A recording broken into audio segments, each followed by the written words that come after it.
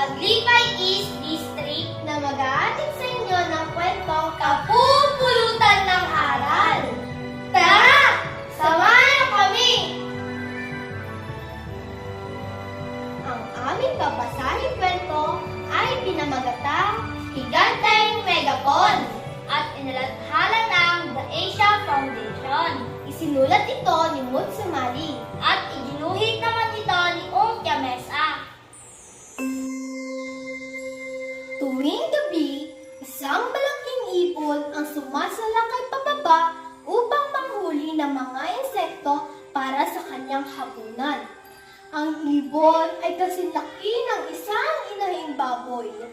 Ang kanyang mga mata ay nanlilisik at tila umaapoy. Ang kanyang tuka ay kasing talim ng sibat. Ang kanyang mga pakpak ay nakakikilabot. Ang lahat ng insekto ay natatakot.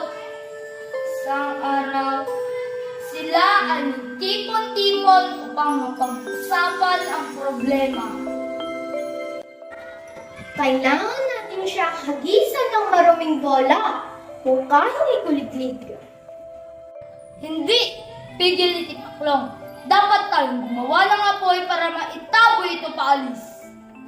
Ngunit, maaaring masunog ang buong palayan. Tugon ni Bubuyog. Walang sumang-ayon sa mga solusyon.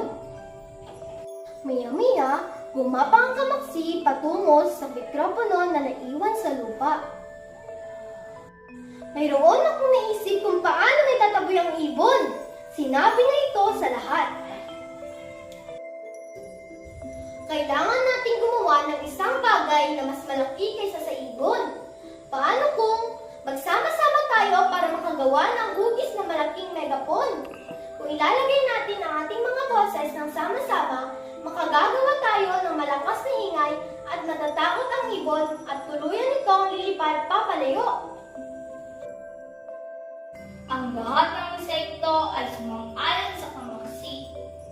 At noong gabing iyon, ang kamaksi kasama ang ibang insekto ay nagsama-sama at bumuo ng malaking hugis na malaking megapon. Ang mga insektong may malalaking katawan at may malalakas na boses ay tumayo sa likuran. At ang mga insektong may maliliit na katawan at may mataas na boses ay pumunta sa harapan. Sa wakas, ang malaking ibon ay dumating na. Umiikot ito sa kanila na nakahugis megapon. Ang mga insekto ay biglang natakot at nagsimulang lumipad palayo sa isa't isa. Ang malaking ibon ay nakahuli ng ilang insekto para sa kanyang hapunan. Sumunod na gabi, ang mga insekto ay nagsama-sama muli. Sa pagkakataong ito, nagsimula silang gumawa ng ingay. Ngunit, hindi sabay-sabay at sama-sama ang ingay ng nalikha nila. Ang ibon ay lumusob palipad sa kanila at sinira ang kanilang hugis megapon na hanay. Ang mga insekto ay nahulog sa lupa at ang iba sa kanila ay nasugat. Pagkatapos nito, marami sa kanila ang nawalan ng interes na sumali sa plano. Hindi kahit ng kamaksi ang lahat. Sa lahat, kung hindi natin susubukan, lahat tayo ay mamamatay. Huwag kayong matakot. Sa pagkakataong ito, hintayin ninyo ang aking hudyat, sabi niya. Ako ay sisigaw. Kuruk, kuruk, kuruk. Pagkatapos nito, tayong lahat ay mag-ingay ng sama-sama. At sa sumunod na gabi, ang malaking ibon ay lumusok muli sa nalon. Muli na namang nakita ng ibon ang hugis megapon nilang hanay. Sa parehong lugar katulad noong isang gabi. Alam niya na ang megapon ay binubuo lamang ng mga maliliit na insekto.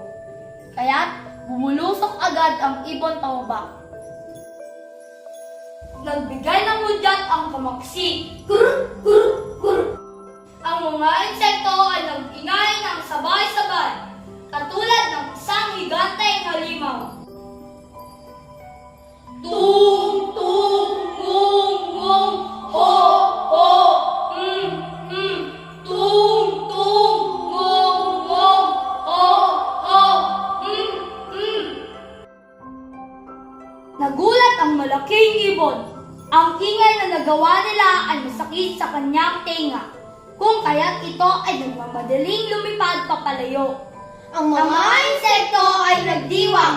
Nagawa natin ng sama